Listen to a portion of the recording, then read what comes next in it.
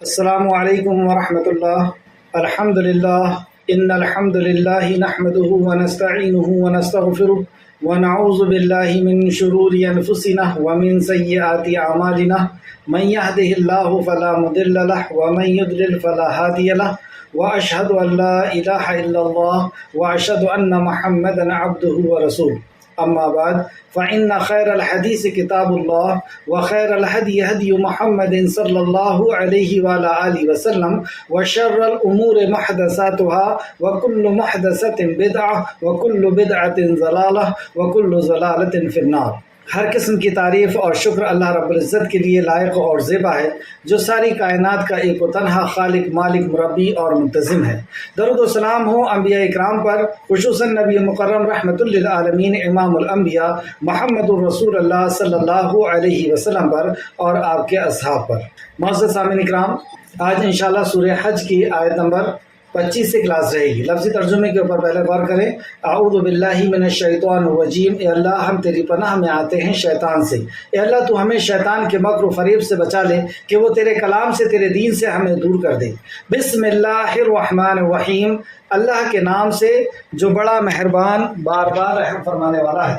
سورہ حج آیت نمبر 25، لفظی ترجمے کے اوپر غور کریں۔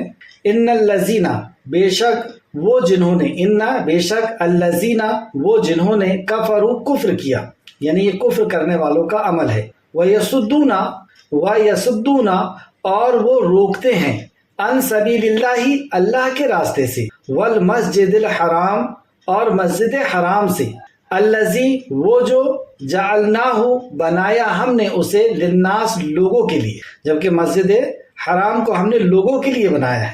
سواء یکساں ہے، برابر ہے، عاکفو رہنے والا، فیہ اس میں، والبادی اور باہر سے آنے والا، بادی نشین باہر سے آنے والا، یعنی وہاں رہنے والا اور دور دراز سے آنے والا، سب کے لیے مسجد حرام جو ہے وہ برابر ہے۔ ومن اور جو کوئی، یرد ارادہ کرے گا، فیہ اس میں، بالحاد الحاد کا یعنی کجروی کا، بظلم ساتھ ظلم کے، زبردستی کر کے کجروی کا، روکنے کا ارادہ کرے گا، ویران کرنے کا ارادہ کرے گا، نذقہ ہم چکھائیں گے اسے، من عذاب عذاب، علیم دردناک عذاب، تو ہم اس کو دردناک عذاب چکھائیں گے۔ وَإِذْ اور جب، بوانا مقرر کر دیا ہم نے، لِإِبْرَاهِيمَ ابراہیم کے لیے، مکانہ جگہ، بیتی بیت اللہ کی، ان کے، لا تشرک نہ تم شرک کرو، بھی میرے ساتھ، شیئن کسی چیز کو، کسی شے کو، وطاہر اور پاک رکھو، بیتیا میرے گھر کو، للطائفین واسطے طواف کرنے والوں کے، والقائمین اور قیام کرنے والوں کے، ورکع السجود اور رکوع کرنے والوں اور سجدہ کرنے والوں کے۔ آئیں تفسیر کی طرف۔ تفسیر ابن کثیر جلد نمبر 4 صفحہ نمبر 180۔ ان الذین کفروا، بے شک جن لوگوں نے کفر کیا، یعنی کفر کرنے والوں کا عمل یہاں پہ بتایا جا رہا ہے کہ کفر کرنے والوں نے کس طرح کا عمل کیا۔ وَيَصُدُّونَ عَن سَبِيلِ اللَّهِ وَالْمَسْجِدِ الْحَرَامِ اور وہ لوگوں کو اللہ کی راہ یعنی مسجد حرام سے روکتے ہیں۔ مشرکین مکہ نے مسجد حرام سے روک لیا، عبادت سے روک دیا، اور صلح حدیبیہ میں جب نبی مکرم مکہ سے مدینہ ہجرت کر کے چلے گئے اور وہاں سے جب عمرہ کی نیت سے صحابہ اکرام کے ساتھ آ رہے تھے، تو انہوں نے وہ راستے میں ہی روک دیا کہ تم مسجد حرام میں یعنی خانہ کعبہ میں نہیں جا سکتے۔ تو اللہ رب العزت نے ان کے تعلق سے فرمایا، اور وہ لوگوں کو اللہ کی راہ اور مسجد حرام سے روکتے ہیں۔ دو چیز کا ذکر ہے، ایک تو اللہ کی راہ سے روکتے ہیں۔ اللہ کی راہ کون سی؟ اللہ کے دین سے، اور دین میں سب سے پہلی جو دعوت نبی کریم صلی اللہ علیہ وسلم نے دی اللہ کے حکم سے، یعنی جو وحی نازل ہوئی، وہ توحید، آخرت اور رسالت کی تھی۔ تو انہوں نے توحید سے روکا، رسول اللہ صلی اللہ علیہ وسلم کی رسالت سے روکا، اور آخرت کے انجام سے انہوں نے لوگوں کو روکا۔ تو وہ لوگوں کو روکتے ہیں اور مسجد حرام سے بھی روکتے ہیں، جسے ہم نے سب لوگوں کے لیے بنایا ہے، یعنی اس میں کسی کی اجارہ داری نہیں ہے، اسے اللہ رب العزت نے سب لوگوں کے لیے بنایا ہے۔ اس میں مقیم اور باہر سے وادی نشین، اور اس میں مقیم جیسے وہاں کے رہنے والے اور وادی نشین برابر ہیں، یعنی باہر سے آنے والے دونوں اس کے لیے برابر ہیں۔ اور جو اس میں ظلم کے ساتھ کجروی کا ارادہ کرے گا، ہم اسے نہایت دردناک عذاب چکھائیں گے۔ کجروی کے ساتھ اپنی طاقت کے بل پہ روکنے کی کوشش کرے گا۔ اللہ سبحانہ تعالیٰ فرماتا ہے کہ اللہ کے گھر سے یا دین سے اگر روکنے کی کوشش کیے تو ہم اسے دردناک عذاب کا مزہ چکھائیں گے۔ اس تعلق سے سورہ انفال آیت نمبر 34 میں بھی اللہ نے فرمایا، سورہ انفال آیت نمبر 34، اور وہ اس مسجد کے متولی بھی نہیں ہیں، اس کے متولی تو صرف پرہیزگار ہیں، یعنی خانہ کعبہ کے متولی پرہیزگار لوگ ہی ہونا چاہیے۔ سورہ بقرہ آیت نمبر 217 میں اللہ فرماتا ہے، اے محمد صلی اللہ علیہ وسلم، لوگ آپ سے حرمت والے مہینے میں لڑائی کے بارے میں دریافت کرتے ہیں، کہہ دیجئے اس میں لڑنا بڑا گناہ ہے، اور اللہ کی راہ سے روکنا اور اس سے کفر کرنا، اللہ کی راہ سے روکنا اور اس سے کفر کرنا، یعنی اس کا انکار کرنا، اس کی عبادت کا انکار کرنا، یا اس کی وحدانیت، اس کے ایک ہونے کا انکار کرنا، اور مسجد حرام سے روکنا اور اہل مسجد کو اس میں سے نکال دینا، یعنی مسجد میں جو لوگ عبادت کرنے آئے ان کو وہاں سے نکال دینا، اللہ کے نزدیک سب سے بڑا گناہ ہے۔ یعنی ان لوگوں نے سوال کیا کہ حرمت والے مہینے میں لڑنا کیسا ہے؟ تو اللہ رب العزت نے وحی نازل کی کہ انہیں بتائیے کہ حرمت والے مہینے میں لڑنا ایک گناہ ہے، بڑا گناہ ہے، لیکن اللہ کے راستے سے روکنا، مسجد حرام سے روکنا اور مسجد کے اندر آ جانے سے پھر نکال دینا، یہ سب سے بڑا گناہ ہے۔ یہ تھا سورہ بقرہ آیت نمبر 217۔ اسی طرح سورہ علق میں بھی اللہ سبحانہ تعالیٰ نے فرمایا، سورہ علق آیت نمبر 9 اور 10، کیا تو نے اس شخص کو دیکھا جو منع کرتا ہے ایک بندے کو جب وہ نماز پڑھتا ہے؟ یعنی نبی کریم صلی اللہ علیہ وسلم کو انہوں نے نماز پڑھنے سے منع کرتے تھے، روکتے تھے، اور دوسرے بھی مسلمانوں کو، صحابہ اکرام کو جانے سے وہاں روکا جاتا تھا۔ اس طریقے سے سورہ بقرہ آیت نمبر 114 میں اللہ فرماتا ہے، اور اس سے زیادہ ظالم کون ہے، یعنی اس سے بڑا گنہگار کون ہے، جو اللہ کی مسجدوں سے منع کرے کہ ان میں اس کا نام لیا جائے، اللہ کی مسجدوں سے منع کرے کہ اس میں اس کا نام لیا جائے، یعنی اللہ کا نام لیا جائے، اور اللہ کا نام لیا جانے توحید سے روکا اس نے، اللہ کا نام لیے جانے سے یعنی توحید کے اعلان سے اور ایک اللہ کی عبادت سے یہ روکتا ہے، تو توحید سے روکنا، یہ اس سے بڑا ظالم کون؟ پھر سے آیت پہ غور کریں، اور اس سے زیادہ ظالم کون ہے، اس سے بڑا گنہگار کون ہے، جو اللہ کی مسجدوں سے منع کرے کہ اس میں اس کا نام لیا جائے، کہ اللہ کا نام لیا جائے، اور ان کے برباد کرنے کی کوشش کرے، اور اس کے برباد کرنے کی کوشش کرے، یعنی اس کو ویران کرے، کہ جب لوگ وہاں نہیں جائیں گے، توحید پرست نہیں جائیں گے، تو مسجد ویران ہوگی، تو اس کو، اور یہی ویرانی اس کی بربادی ہے۔ یہ لوگ، ان کا حق نہ تھا کہ اس میں داخل ہوتے مگر ڈرتے ہوئے، تو اللہ نے فرمایا کہ ان مشرکوں کا حق نہ تھا کہ اس میں داخل ہوتے مگر ڈرتے ہوئے، ان کے لیے دنیا میں بھی ایک رسوائی ہے اور ان کے لیے آخرت میں بہت بڑا عذاب ہے۔ دنیا میں بھی ان کو رسوا کن عذاب ہوگا اور آخرت میں بھی ان کو بڑا عذاب۔ سیدنا عبداللہ بن عباس رضی اللہ عنہ بیان کرتے ہیں کہ ایک دن ابو جہل نے کہا، اگر میں نے کعبہ کے پاس محمد صلی اللہ علیہ وسلم کو نماز پڑھتے ہوئے دیکھ لیا تو میں ہر صورت ان کی گردن کو روند ڈالوں گا۔ یہ بات سن کر رسول اللہ صلی اللہ علیہ وسلم، یہ بات جب رسول اللہ صلی اللہ علیہ وسلم کو پہنچی تو آپ نے فرمایا، اگر وہ ایسا کرے گا تو اس کو فرشتے پکڑ لیں گے۔ سبحان اللہ۔ بخاری شریف حدیث نمبر 4958۔ تو اس سے پتہ چلا، حدیث نمبر 4958، اس سے یہ پتہ چلا کہ ابو جہل، عتبہ اور بھی دوسرے اس کے جو ساتھی تھے مشرکین، یہ نبی کریم صلی اللہ علیہ وسلم کو خانہ کعبہ میں نماز پڑھنے سے اپنی طاقت کے ساتھ بھی روکنے کی کوشش کرتے۔ کئی بار جان لیوا حملہ کیا گیا، لیکن نبی کریم صلی اللہ علیہ وسلم کے ساتھ خاص طور سے اللہ رب العزت کی مدد تھی، اور جبرائیل علیہ السلام پہنچ جایا کرتے تھے اللہ رب العزت کے حکم سے، اور خاص طور سے نبی کریم صلی اللہ علیہ وسلم کی حفاظت کر دی جاتی تھی۔ آپ کو لیکن آپ کے ساتھیوں کو بھی مسجد میں نماز پڑھنے سے، خانہ کعبہ کے اندر داخل ہونے سے روک دیا جاتا تھا۔ بہت سے واقعات ملتے ہیں، صرف ایک واقعہ آپ کی خدمت میں۔ سیدنا عبداللہ بن عباس رضی اللہ عنہ بیان کرتے ہیں کہ سیدنا ابو ذر رضی اللہ عنہ، نام یاد رکھیں گے، سیدنا ابو ذر رضی اللہ عنہ نے جب رسول اللہ صلی اللہ علیہ وسلم کے متعلق سنا تو انہوں نے اپنے بھائی کو مکہ بھیجا، کیونکہ نبی کریم صلی اللہ علیہ وسلم کی رسالت کی خبر مکہ سے باہر بھی جا رہی تھی اور لوگ دور دراز سے آپ کا نام سن کر کے اور مکہ آ رہے تھے ملنے کے لیے کہ دیکھیں ہم کہ واقعی آپ آخری نبی ہیں، کیونکہ آخری نبی کی بہت زیادہ جو ہے انتظار کیا جا رہا تھا پوری دنیا کے اندر۔ ہندوستان میں بھی انتظار کیا جا رہا تھا کہ کل کی اوتار کب آئیں گے، اور کل کی اوتار کی پہچان یہ تھی کہ چاند کے 2 ٹکڑے ہوں گے۔ اسی طریقے سے دور دراز سے روز نبی کریم صلی اللہ علیہ وسلم کی خدمت میں آیا کرتے تھے، لوگ انتظار میں تھے۔ کیوں انتظار میں تھے؟ کیونکہ ظلم پوری دنیا کے اندر اٹ گیا تھا، بھر گیا تھا، اور جب ظلم دنیا کے اندر بھر جاتا ہے، یعنی ناانصافی دنیا کے اندر بھر جاتی ہے، ظلم بھر جاتا ہے، تو اللہ رب العزت اس ظلم کو ختم کرنے کے لیے انبیاء علیہ السلام کو بھیجتا ہے۔ اب انبیاء کا سلسلہ ختم ہو چکا ہے، تو اب لوگ انتظار میں ہیں کہ مہدی علیہ السلام آئیں گے اور عیسیٰ علیہ السلام آئیں گے۔ اسی طریقے سے جیسے آج لوگ انتظار میں ہیں، اس وقت بھی لوگ انتظار میں تھے کہ آخری نبی آنے والے ہیں۔ تو جب ابو ذر رضی اللہ عنہ کو یہ پتہ چلا کہ کسی نے نبوت کا اعلان کر دیا ہے، تو آپ نے اپنے بھائی کو بھیجا کہ وہاں جا کر کے تفتیش کریں، دیکھیں کہ کس نے نبوت کا اعلان کیا ہے، کیا ان کی تعلیم ہے، کیا ان کے اوصاف ہیں، کیا ان کا کیریکٹر ہے۔ اور وہ جب گئے اور آ کر کے انہوں نے بتایا تو ان کے بھائی کو یعنی ابو ذر رضی اللہ عنہ کو کچھ خاص تسلی نہیں ہوئی اور یہ خود ہی ملنے کے لیے آ گئے۔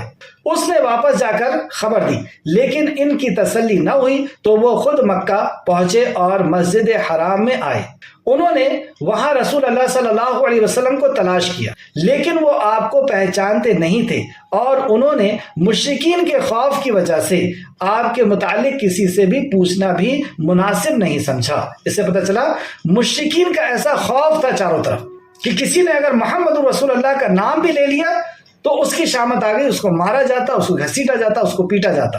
تو یہ خاموشی سے وہاں بیٹھے رہے اور 3 دن تک وہاں پہ بیٹھے رہے۔ الغرض وہ 3 دن تک سیدنا علی رضی اللہ عنہ کے معاون تھے، یعنی حضرت علی کے یہ آپ جو ہے معاون تھے، ان کی حفاظت میں تھے اور ان کے مہمان بن کر کے آپ وہاں پر 3 دن تک رہے، لیکن ہمت نہیں کر رہے تھے کسی سے بھی پوچھنے کی، یہاں تک کہ علی سے بھی۔ اور پھر تیسرے دن بڑی ہمت کر کے حضرت علی رضی اللہ عنہ سے جب پوچھا تو حضرت علی نے ایک حکمت کے تحت آپ کو گھر بتانے کے بارے میں کہا۔ اس کا ذکر دوسری حدیث میں دیکھنی ہے، لیکن یہاں اس حدیث میں دیکھتے ہیں رسول اللہ صلی اللہ علیہ وسلم کے پاس پہنچ گئے، اور جب آپ صلی اللہ علیہ وسلم کی دعوت سنی، آپ کے پاس پہنچے اور جب آپ کی دعوت سنی تو فوراً اس جگہ اسلام قبول کر لیا۔ رسول اللہ صلی اللہ علیہ وسلم نے ان سے فرمایا، ابھی تم اپنے قوم کے لوگوں میں چلے جاؤ اور ان کو اسلام کی خبر دو، اور کسی حالت میں اور اسی حالت میں رہو جب تک میرے غلبہ کی خبر نہ پہنچ جائے۔ یعنی ابھی حالات بہت خراب ہیں، یہاں کسی کو نہیں بتانا کہ آپ نے اسلام قبول کر لیا، یہاں چپ چاپ سے چلے جائیں اور اپنے قبیلے میں جا کر کے اور اسلام کے بارے میں بتائیں، لیکن یہاں کسی کو کوئی خبر نہیں کرنا۔ ابو ذر رضی اللہ عنہ نے عرض کیا، اے اللہ کے رسول، میں تو مشرکوں کے سامنے اسلام کا کلمہ بلند کروں گا۔ وہ باہر نکلے اور مسجد حرام میں پکار کر کہا، اشہد ان لا الہ الا اللہ۔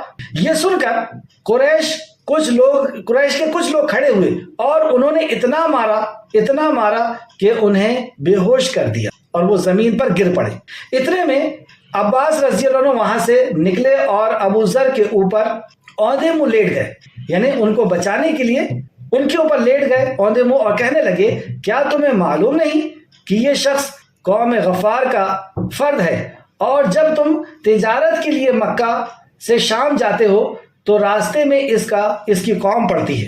دیکھیں کس طریقے سے بچایا آپ نے کہ تم اسے مار دو گے اور راستہ اسی کے گھر کے سامنے سے، انہی کے قبیلے کے سامنے سے تم شام جاتے ہو، سیریا جاتے ہو بزنس کرنے کے لیے، اور اس کو اگر تم نے مار ڈالا تو اس سے قبیلے والے تمہیں وہاں سے جانے نہیں دیں گے، اس وجہ سے چھوڑ دیے، اس وجہ سے چھوڑ اللہ۔ مسجد سے روکا جاتا تھا اور نبی کریم صلی اللہ علیہ وسلم کی تعلیمات سے روکا جاتا ہے، یہ کہہ کر کے سیدنا عباس رضی اللہ عنہ نے انہیں چھڑا لیا۔ دوسرا دن ہوا، پھر ابو ذر رضی اللہ عنہ نے یہی کیا، پھر لوگوں نے دوسرا دن ہوا اور دوسرے دن بھی حضرت ابو ذر نکلے اور پھر اعلان کیا، اشہد ان لا الہ الا اللہ واشہد ان محمد رسول اللہ، اور لوگوں پھر اکٹھا ہوئے اور پھر آپ کو مارا، اس قدر مارا کہ پھر آپ کو جو ہے لیٹ گئے، بے ہوش کر دیا، اور ابن عباس آئے اور اسی طریقے سے پھر آپ کو بچایا۔ یہ صحیحین کی روایت ہے، بخاری شریف حدیث نمبر 3522، 3522 اور مسلم شریف حدیث نمبر 2474 2474. تو اس طریقے سے یہ لوگ مسجد حرام سے نبی مکرم کو بھی اور صحابہ اکرام کو بھی روکا کرتے تھے. اور اللہ کے نبی نے ابتدائی دور میں نماز کے لیے صحابہ اکرام کو کہا کہ آپ گھر میں رہ کر کے نماز پڑھیں، اور نماز فرض بھی نہیں ہوئی تھی. عمر فاروق کے اسلام قبول کرنے کے بعد اجتماعی طور پر سارے صحابہ نے مل کر کے اور خانہ کعبہ کے اندر نماز ادا کی، ورنہ اس کے پہلے کسی کی بھی ہمت نہیں تھی مسجد میں جا کر کے نماز پڑھے. یعنی خود رسول کریم صلی اللہ علیہ وسلم نے منع کر دیا تھا، لیکن خود آپ صلی اللہ علیہ وسلم گائے بگائے مسجد خانہ کعبہ میں جایا کرتے تھے، اور آپ کے ساتھ بہت بدتمیزی کیا کرتے تھے. یہ لوگ کبھی اونٹ کی اوجڑی ڈال دیا کرتے تھے، کبھی پھندا مارنے کی کوشش، یعنی جان لیوا حملہ کیا کرتے تھے. تو اسی کا اللہ سبحانہ تعالیٰ نے اس آیت کے اندر ذکر کیا کہ یہ بہت بڑا جرم ہے. آیت کو پھر سے دیکھیں. بے شک جن لوگوں نے کفر کیا، یہ کفریہ عمل ہے. اللہ کے دین سے روکنا اور خانہ کعبہ مسجد سے روکنا یہ کفریہ عمل ہے. بے شک جن لوگوں نے کفر کیا وہ لوگوں کو اللہ کی راہ سے، اللہ کے دین سے اور مسجد حرام سے روکتے ہیں، جسے ہم نے سب لوگوں کے لیے بنایا. مطلب اس میں کسی کی اجارہ داری نہیں ہے، سب لوگوں کے لیے بنایا. اس میں مقیم اور باہر سے وادی نشین یعنی باہر سے آنے والے برابر ہیں، اور جو اس میں ظلم کے ساتھ کجروی کا ارادہ کرے ہم اسے نہایت دردناک عذاب چکھائیں گے. آیت نمبر 26. وَإِذْ بَوَّأْنَا لِإِبْرَاهِيمَ مَكَانَ الْبَيْتِ، اور یاد کرو جب ہم نے ابراہیم کے لیے بیت اللہ کی جگہ مقرر کی. یہ پہلا گھر جو اللہ رب العزت کی عبادت کے لیے مقرر کیا گیا اس زمین کے اندر. اور یاد کرو جب ہم نے ابراہیم علیہ السلام کے لیے، یعنی اس کام کے لیے اللہ رب العزت نے ابراہیم علیہ السلام کو منتخب کیا اور انہیں بتایا کہ یہ جگہ ہے جہاں پہ خانہ کعبہ تعمیر کیا جائے گا، جہاں پہ حرم جو ہے کعبہ تعمیر کیا جائے گا. اور یاد کرو جب ہم نے ابراہیم کے لیے بیت اللہ کی جگہ مقرر کر دی. صحیح میں حضرت ابو ذر رضی اللہ عنہ سے روایت ہے کہ میں نے عرض کیا، اے اللہ کے رسول صلی اللہ علیہ وسلم، سب سے پہلے کون سی مسجد بنائی گئی تھی؟ آپ نے فرمایا مسجد حرام. ابو ذر نے کہا، اے اللہ کے رسول، میں نے عرض کیا پھر کون سی؟ فرمایا مسجد اقصی. میں نے عرض کیا دونوں کے درمیان کتنا فاصلہ ہے؟ فرمایا 40 سال. یعنی پہلے مسجد حرام بنائی گئی، خانہ کعبہ بنایا گیا، اور پھر مسجد اقصی بنائی گئی، اور ان دونوں کے بیچ میں 40 سال کا فرق تھا. یہ بخاری اور مسلم کی روایت ہے. بخاری شریف حدیث نمبر 3366 مسلم شریف حدیث نمبر 520. یہ پہلی مسجد ہے. اس کے تعلق سے سورہ آل عمران میں بھی اللہ سبحانہ تعالیٰ نے فرمایا، بے شک پہلا گھر، آیت نمبر 96، بے شک پہلا گھر جو لوگوں کی عبادت کرنے کے لیے مقرر کیا گیا ہے وہی ہے جو مکہ میں ہے، بابرکت ہے اور جہانوں کے لیے معجب ہدایت ہے. بابرکت ہے، برکت اللہ رب العزت نے اس گھر میں رکھی ہے، اور لوگوں کی ہدایت کا ذریعہ ہے. اس میں کھلی نشانیاں جیسے زمزم وغیرہ، اس میں کھلی نشانیاں ہیں. صفا مروہ ہے، اس میں کھلی نشانیاں ہیں، اور ابراہیم علیہ السلام کے کھڑے ہونے کی جگہ ہے. سبحان اللہ. آیت میں واپس آئیں، آیت نمبر 26. اور یاد کرو جب ہم نے ابراہیم کے لیے بیت اللہ کی جگہ مقرر کر دی اور اسے حکم دیا. یعنی جب بیت اللہ کی جگہ مقرر ہو گئی تو ابراہیم علیہ السلام آئے اور اسماعیل علیہ السلام کے ساتھ مل کر کے خانہ کعبہ کی تعمیر کی. اور جب خانہ کعبہ کی تعمیر دونوں انبیاء علیہ السلام نے اپنے ہاتھوں سے کی. سبحان اللہ. ابراہیم علیہ السلام خود اینٹ، یعنی اس ٹائم کے جو پتھر تھے وہ پتھر رکھا کرتے تھے، اور جب خانہ کعبہ کی عمارت اونچی ہونے لگی تو کس طریقے سے پھر وہاں رکھا جاتا. تو مقام ابراہیم علیہ السلام کا جو مصلی تھا، یا ابراہیم علیہ السلام جہاں پہ کھڑے ہو کے نماز پڑھا کرتے تھے، تو ابراہیم علیہ السلام جس جگہ میں کھڑے ہوتے تھے اس کو اللہ رب العزت نے لفٹ کی طرح بنا دیا کہ وہ اوپر اٹھتا تھا، اور ابراہیم علیہ السلام اس پتھر کو رکھتے تھے، وہاں پہ گارا لگایا کرتے تھے. اور اس طریقے سے جب گھر تعمیر ہو گیا تو ابراہیم علیہ السلام نے چند دعائیں وہاں پہ کی، اور پھر آگے اللہ سبحانہ تعالیٰ فرماتا ہے، اور اسے حکم دیا کہ تو میرے ساتھ کسی شے کو شریک نہ کرنا. یعنی مسجد بنانے کا مقصد کیا تھا، یہ پہلا گھر بنانے کا مقصد کیا تھا، اس پہ غور کریں. اور اسے حکم دیا کہ تو میرے ساتھ کسی شے کو شریک نہ کرنا. یعنی گھر کی بنیاد توحید پر رکھی گئی، میرے ساتھ کسی چیز کو شریک نہ کرنا. یہ گھر اللہ کے نام پر رکھا گیا ہے. مشرکین مکہ کو اور اس وقت کے مشرکین کو یہ یاد دلایا جا رہا ہے کہ جیسے ابراہیم کو تم ماننے کا دعویٰ کرتے ہو کہ ہم ملت ابراہیم پر ہیں، اس نے اس گھر کو بنایا اور توحید کی بنیاد پر بنایا، اور تم نے اسی گھر کے اندر اپنے گھروں میں بھی نہیں، اسی گھر کے اندر تم نے یہ بدتمیزی والا کام کیا ہے، اور یہ ایسا کام کیا ہے کہ اس کی وجہ سے تم دنیا کے اندر سب سے بدترین مخلوق ہو گئے۔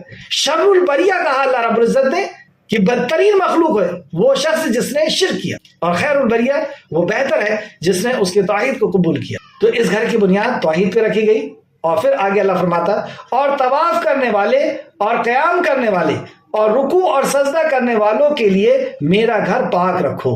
3 بات۔ پہلی بات اس آیت میں پتہ چلی کہ یہ پہلا گھر تھا جو اللہ کی عبادت کے لیے بنایا گیا تھا، اور اس کے لیے اللہ رب العزت نے اپنے خلیل کو منتخب کیا کہ وہ اس گھر کی تعمیر کریں گے۔ آپ نے اور آپ کے بیٹے سیدنا اسماعیل علیہ السلام نے اس گھر کی تعمیر کی۔ جب گھر بن گیا تو اللہ سبحانہ تعالیٰ نے خبردار کیا کہ اس میں صرف اور صرف اللہ کی عبادت کی جائے گی، یہ توحید کی بنیاد پہ بنایا گیا ہے۔ اب جب توحید پرست یہاں آئے، قیام کرنے کے لیے آئے، طواف کرنے کے لیے آئے اور نماز پڑھنے کے لیے آئے، تو ان کے لیے اس گھر کو صاف کرو۔ غور کریں، یہ حکم اللہ سبحانہ تعالیٰ نے اپنے خلیل کو دیا کہ اللہ کے گھر کو صاف رکھیں۔ ہم لوگ کیا سمجھتے ہیں کہ مسجد کی صفائی اور مسجد کی دیکھ ریکھ یہ اس کا کام ہے جو شہر کے اندر سب سے کمزور ذہن کا اور سب سے زیادہ کم علم والا اور سب سے زیادہ غریب یا فالتو قسم کا لوگ۔ استغفر، یہ اتنا عظیم کام ہے، کیونکہ یہاں پہ اللہ کی وحدانیت کا اعلان کرنے کے لیے، اس سے دعا کرنے کے لیے، اس کو رکوع اور سجدہ کرنے کے لیے، اس کو قیام کرنے کے لیے ایک توحید پرست آتا ہے۔ اتنا اونچا کام ہے کہ اللہ رب العزت نے اپنے خلیل کو کہا کہ اس کی صفائی کا انتظام کر۔ ہمیں اس کی توفیق نہیں۔ اللہ رب العزت ہم سب کو توفیق عطا فرمائے کہ ہم بھی اللہ کے گھر کی صاف کرنے کی جو ہے تمنا رکھیں، خاص طور سے خانہ کعبہ کی، اور وہاں نہیں جا سکتے تو اپنے محلے کی اور اپنے شہر کی مسجد کو بھی صاف کرنے کی اللہ رب العزت ہمیں توفیق عطا فرمائے، آمین۔ اس تعلق سے سورہ آل عمران میں اور بھی جگہ فرمایا گیا ہے، بہرحال آگے دیکھتے ہیں۔ اور لوگوں میں حج کا اعلان کر دو۔ مسجد خانہ کعبہ کی تعلق سے ایک اور آیت دیکھتے ہیں، سورہ آل عمران آیت نمبر 97۔ جو شخص اس مبارک گھر میں داخل ہوا اس نے امن پا لیا۔ آیت نمبر 27۔ اور لوگوں میں حج کا اعلان کر دیں، وہ تیرے پاس پیدل چل کر اور ہر علاقے اور لوگوں کو حج کا اعلان کر دو۔ 3 عمل ابھی تک ہوئے۔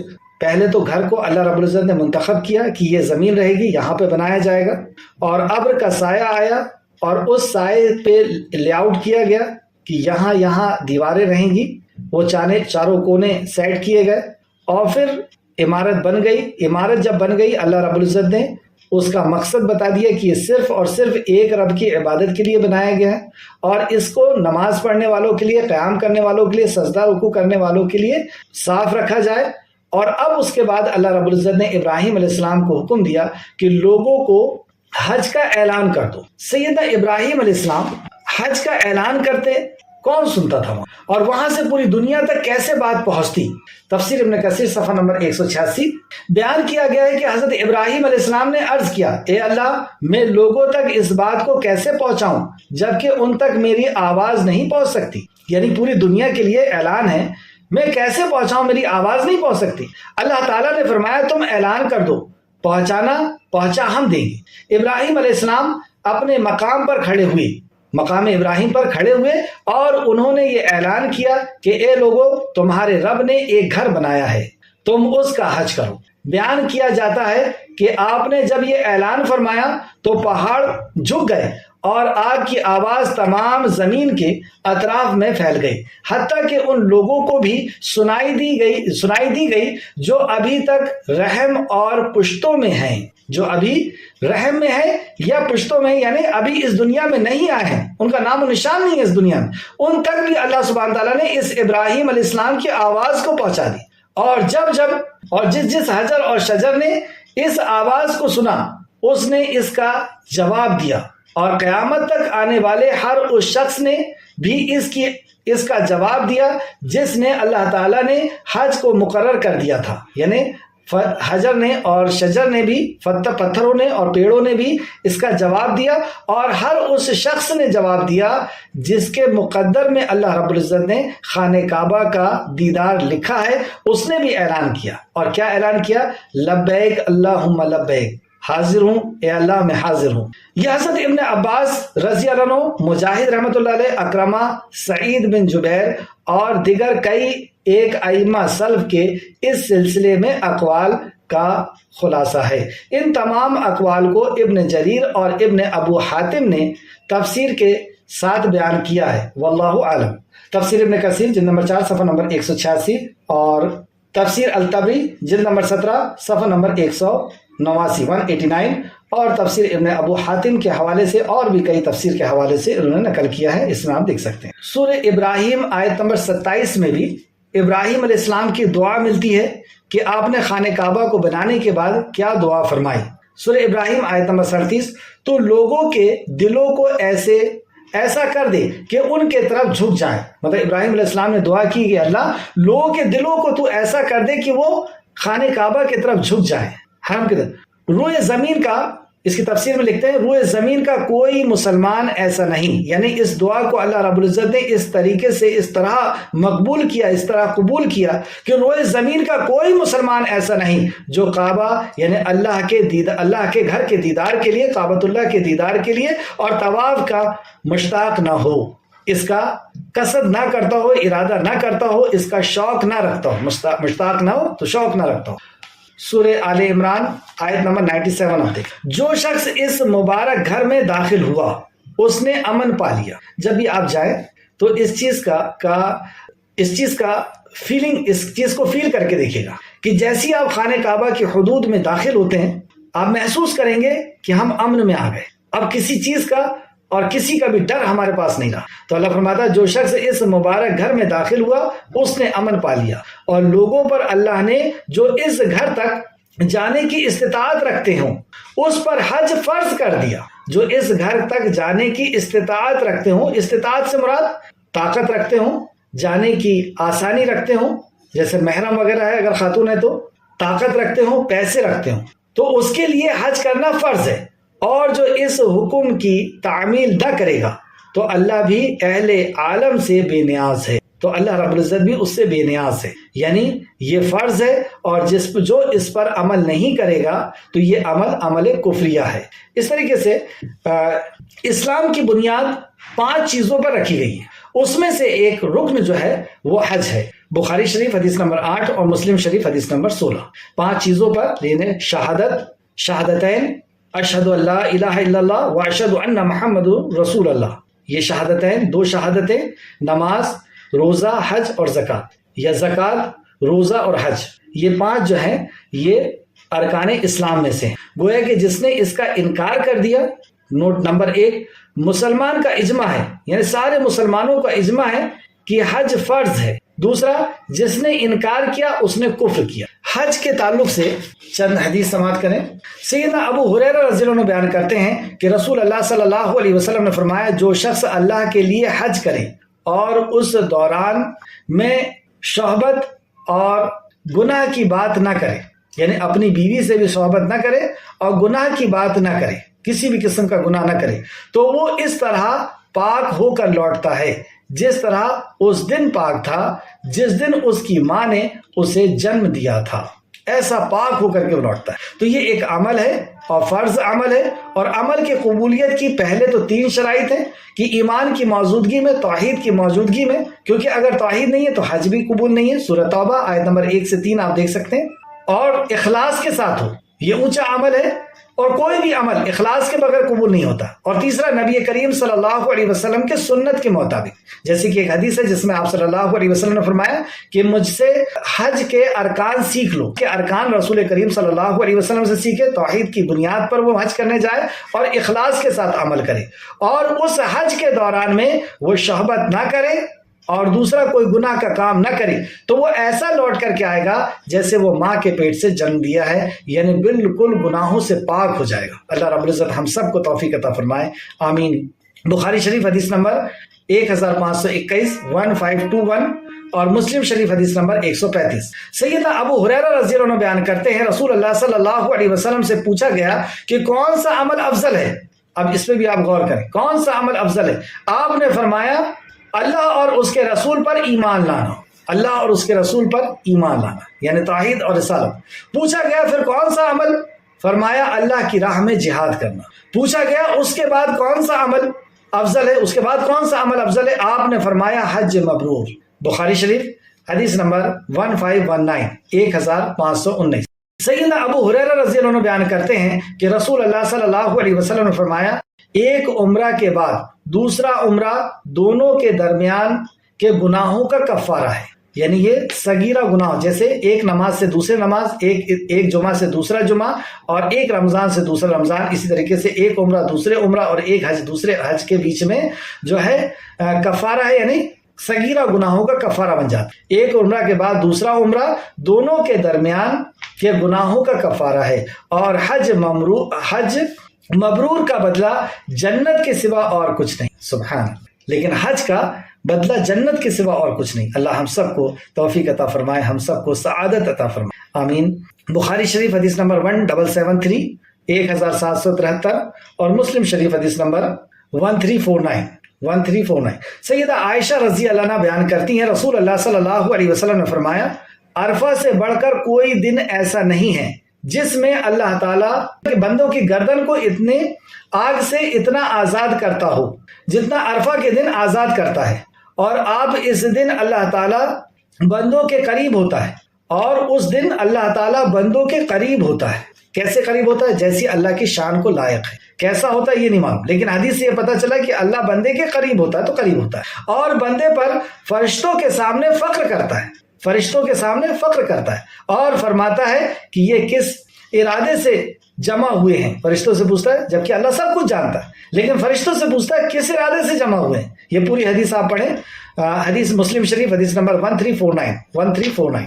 ایک اور حدیث دیکھتے ہیں، ترمذی شریف کی حدیث ہے۔ سیدنا عبداللہ بن مسعود رضی اللہ عنہ بیان کرتے ہیں رسول اللہ صلی اللہ علیہ وسلم نے فرمایا ایک بعد دیگر حج اور عمرہ کیا کرو، مطلب ایک کے بعد دوسرا عمرہ کیا کرو، حج کیا کرو، کیونکہ یہ دونوں فقر اور گناہوں کو اس طرح نکال دیتے ہیں جس طرح بھٹی لوہے سے، سونے سے اور چاندی سے میل کچیل کو نکال دیتی ہے۔ جس طریقے سے بھٹی ان دھاتوؤں کو پاک کر دیتی ہے، صاف کر دیتی ہے، اس طریقے سے یہ تمہارے گناہوں کو صاف کر دے گا۔ ترمذی شریف حدیث نمبر 180، صحیح حدیث ہے 180۔ آیت پہ واپس آئیں، آیت نمبر 27۔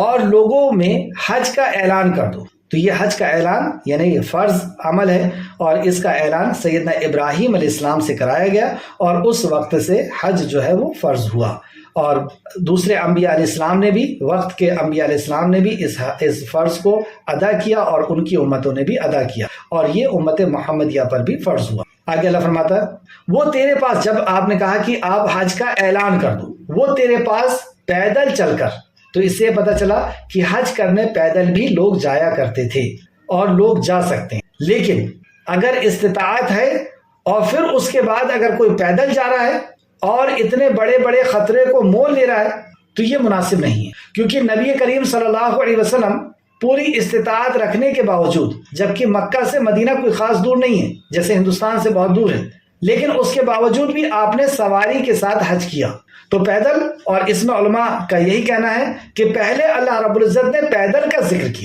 تو پیدل جا سکتے ہیں، اس میں کوئی منائی نہیں ہے، لیکن جانے کی سہولیت ہے، لیکن اس کے باوجود کوئی اپنی جان کو جوخم میں ڈال رہا ہے کہ وہ پیدل چل کر کے جا رہا ہے، ٹھنڈ ہے، گرمی ہے، بارش ہے، یعنی وہ خود اپنے آپ کو مشقت میں ڈال رہا ہے، مصیبت میں ڈال رہا ہے، اور اللہ رب العزت نے فرمایا کہ اپنے آپ کو مشقت میں مت ڈالو۔ تو یہ کیوں پیدل جا رہا ہے جب ذات راہ ہے، جانے کے لیے پیسے ہیں اور سواری ہے، پھر پیدل کیوں جا رہا ہے؟ کیا یہ شہرت چاہتا ہے؟ اور اگر شہرت چاہتا ہے تو یہ سواری پر جائے یا پیدل جائے؟ کوئی بھی شخص اگر شہرت چاہتا ہے تو اسے شہرت ہی ملے گی۔ کل حشر کے میدان میں اللہ رب العزت اس عمل کے لیے کہے گا کہ تو نے اس کو لوگوں کے لیے کیا تھا، جا اس کا بدلہ اب لوگوں سے لے لے۔ تو اللہ رب العزت ہمیں اخلاص کے ساتھ عمل کرنے کی توفیق عطا فرمائے۔ ہاں، جو آس پاس کے لوگ ہیں اور وہ پیدل جانا چاہتے ہیں تو وہ جا سکتے ہیں، اور ہر لانگڑ سواری پر سوار ہو کر اللہ سبحانہ تعالیٰ نے فرمایا کہ آپ اعلان کر دیجئے یہاں پہ لوگ پیدل بھی پہنچیں گے اور لانگر سواری پر بھی پہنچیں گے، یعنی کمزور حالت سے ہیں، سواری بھی کمزور ہے، لیکن اس کے بعد بھی ان کے دلوں کے اندر ایسا ذوق اور شوق ہوگا اس گھر کے اندر آنے کا اور اس گھر کے حج کرنے کا، اتنا لوگوں کے اندر شوق ہوگا کہ وہ پیدل بھی آئیں گے، کمزور سواری پر بھی آئیں گے، اور جو ہر دور دراز سے آئیں گے، دور دراز سے آئیں گے۔ دیکھیں اللہ رب العزت کا اکرام کہ دور دور سے دنیا کے کونے کونے سے لوگ حج کرنے کے لیے پہنچتے ہیں اور اپنی سعادت سمجھتے ہیں، اپنی خوشی سمجھتے ہیں۔ آیت نمبر 28، تاکہ وہ اپنے منافع کے لیے حاضر ہوں۔ تفسیر، حج میں دونوں جہانوں کے فائدے ہیں۔ ابن عباس رضی اللہ عنہ سے اس آیت لیشہدوا منافع لہم، تاکہ اپنے فائدے کے لیے حاضر ہوں کے بارے میں فرماتے ہیں کہ اس سے دنیا و آخرت کے فائدے مراد ہیں۔ آخرت کا فائدہ تو یہ ہے کہ اس سے اللہ تعالیٰ کی خوشنودی حاصل ہوگی، آخرت کا فائدہ تو یہ ہے کہ اس سے اللہ تعالیٰ کی خوشنودی حاصل ہوگی، اور دنیا کا فائدہ یہ ہے کہ اس سے اونٹ، قربانی کے دیگر جانور اور تجارت کے فائدے حاصل ہوں گے۔ تو اس سے دنیا کا بھی فائدہ حاصل ہوتا ہے اور آخرت کا بھی فائدہ حاصل ہوتا ہے۔ تجارت کا فائدے کے تعلق سے ایک آیت قرآن کی سورہ بقرہ آیت نمبر 198 میں بھی اللہ رب العزت نے تجارت کے تعلق سے فرمایا، اس کا تمہیں کچھ گناہ نہیں کہ تم اپنے پروردگار کی روزی طلب کرو، یعنی حج کے دوران بھی، حج کے ایام کے اندر بھی اس میں کوئی گناہ نہیں کہ تم اللہ رب العزت سے روزی طلب کرو، یعنی حج کے دوران بذریعہ تجارت، بذریعہ بزنس تم اس کو تلاش کر سکتے ہو۔ تو اس میں دنیا اور آخرت دونوں کا فائدہ ہے۔ آگے اللہ فرماتا ہے وَيَذْكُرُ اسْمَ اللَّهِ فِي أَيَّامٍ مَعْلُومَاتٍ، اور معلومات ایام، حج کا اعلان کر دیے، حج کرنے لوگ آ گئے، اب جو لوگ حج کرنے آئے ہیں ان کو دنیا اور آخرت دونوں کا فائدہ ملے گا، اور یہ ایام معدودات ایام ہیں، یہ گنتی کے دن ہیں۔ تو یہ گنتی کے دن کتنے ہیں؟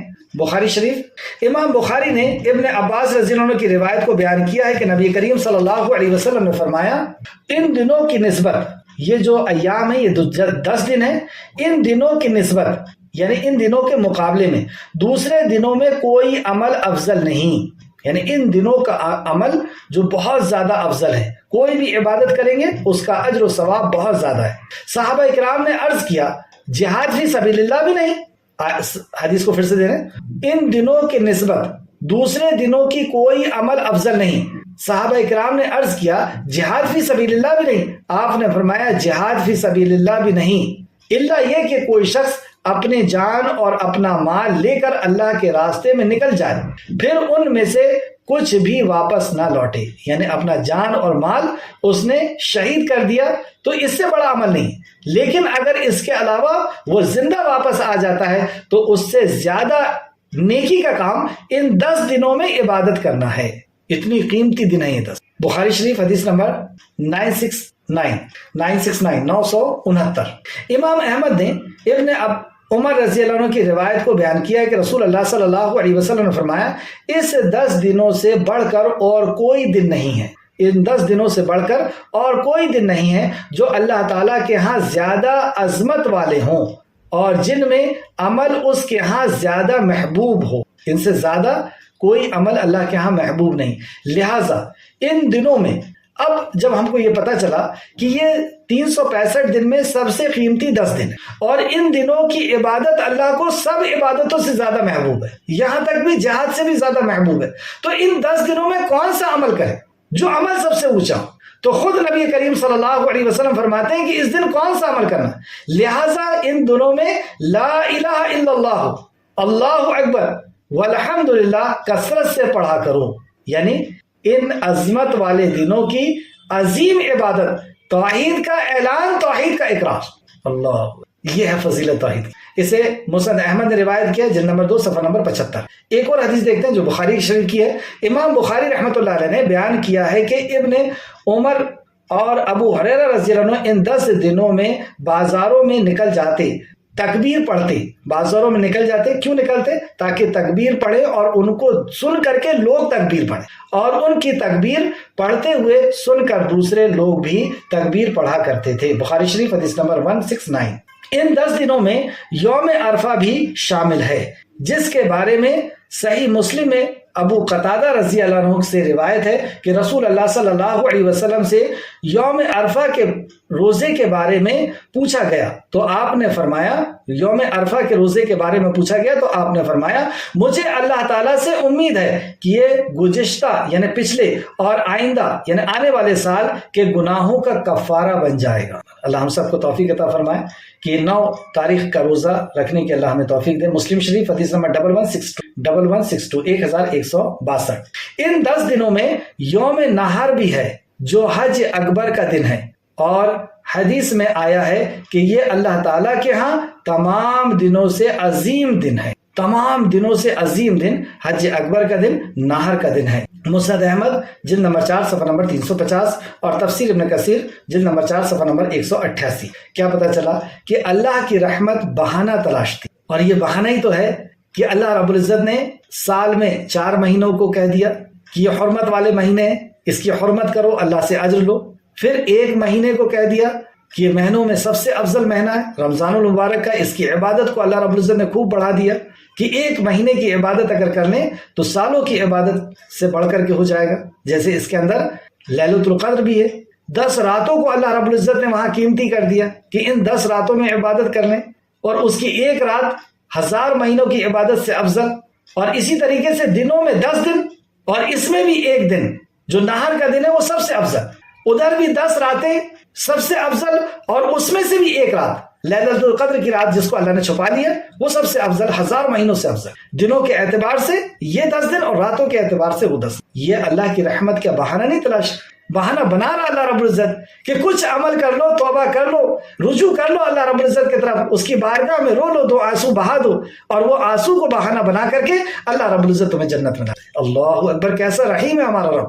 لیکن ہم سمجھ لیں کہ یہ سارے فضائل صرف اس کے لیے جو اس کی ذات، اس کی صفات اور اس کی ربوبیت، اس کی الوہیت میں شرک نہ کرے، اور شرک کیا اس کے لیے کوئی معافی نہیں۔ اللہ رب العزت ہم سب کو توحید کو سمجھنے اور اس پر عمل کرنے کی توفیق دے۔ آگے آئیں آیت میں، آیت نمبر 28، وقت بھی ہو گیا، تاکہ وہ اپنے منافع کے لیے حاضر ہوں، یعنی حج کرنا ان کا خود کا منافع ہے، آخرت کا بھی اور دنیا کا بھی، اور معلوم ایام، تو یہ معلوم ایام میں ہی یہ حج قبول ہوگا۔ اپنی مرضی سے کوئی بھی دنوں میں ہم نہیں جا سکتے، کوئی بھی مہینوں میں ہم نہیں جا سکتے، اور اس میں جب یہ ایام جو اللہ کے نبی صلی اللہ علیہ وسلم نے سکھایا ہے ان ترتیب کے ساتھ کریں گے، اور پھر اس میں ایک اور عمل ہے یعنی صفا مروہ کی صحیح، اور جمرات یعنی پتھر مارنا ان کو، شیطانوں کو، اور بھی دوسرے عمل۔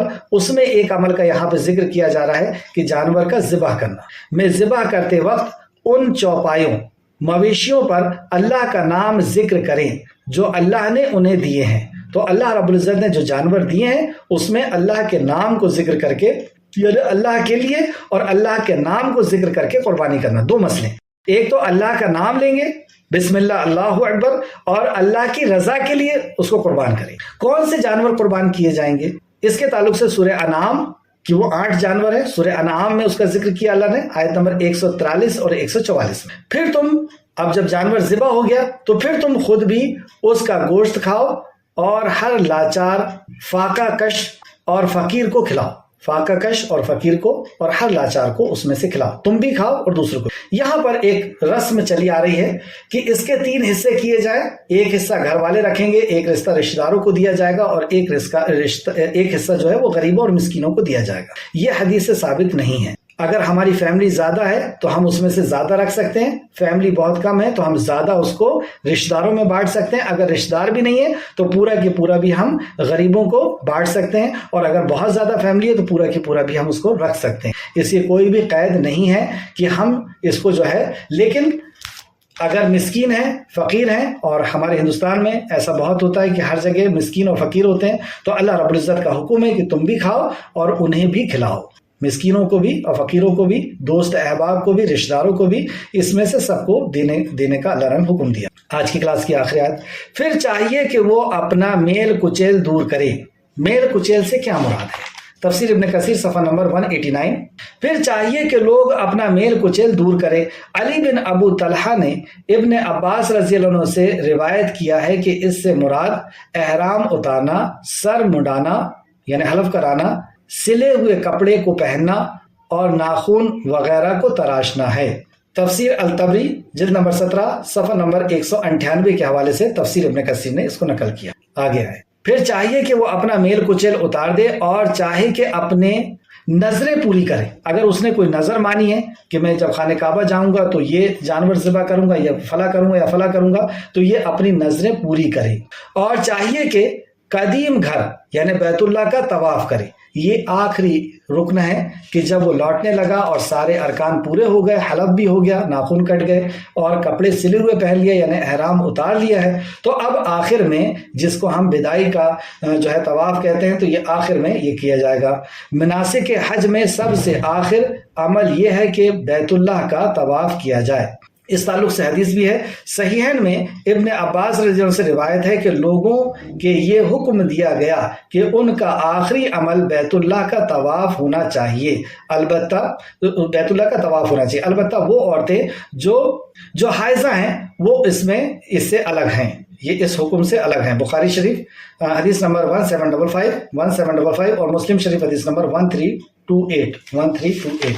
آخر میں ایک سوال سمجھ لیں، بیت اللہ کا طواف کرنے کا اجر حدیث کی روشنی میں تحریر کریں یا بتائیں۔ تو بیت اللہ کا حج کرنا یا بیت اللہ کا طواف کرنا، خانہ کعبہ کا طواف کرنا، اس میں کیا فضیلت ہے؟ ابن عمر رضی اللہ عنہ سے روایت کیا ہے کہ انہوں نے طواف کے دوران حجر اسود اور رکن یمانی کا استلام یعنی چھوا استلام کرنے کے بارے میں فرمایا کہ میں نے رسول اللہ صلی اللہ علیہ وسلم سے سنا ہے کہ آپ فرمایا کرتے تھے گناہوں کو مٹاتا ہے، یعنی یہ طواف کرنا گناہوں کو مٹاتا ہے، اور آپ نے حجر اسود اور رکن یمانی کو چھوا طواف کے دوران 2 رکعت نماز پڑھی تو اسے ایک گردن، آپ نے فرمایا کہ اسے ایک گردن آزاد کرنے کے برابر اجر ملے گا۔ مسند احمد حدیث نمبر 4462، ترمذی شریف حدیث نمبر 959 959۔ آخر میں اللہ رب العزت سے دعا ہے کہ خالق مالک جو کچھ بھی ہم نے پڑھا اسے ہمیں مزید غور و فکر کرنے کی تو توفیق عطا فرما، جب تک ہمیں زندہ رکھ، ایمان اخلاص اور عمل صالح کے ساتھ زندہ رکھ، ہمارا خاتمہ بالخیر فرما اور نیکوکاروں کے ساتھ ہمارا شمار فرما۔ اللہم صلی علی محمد وعلی آل محمد، آمین یا رب العالمین۔ السلام علیکم ورحمۃ اللہ وبرکاتہ۔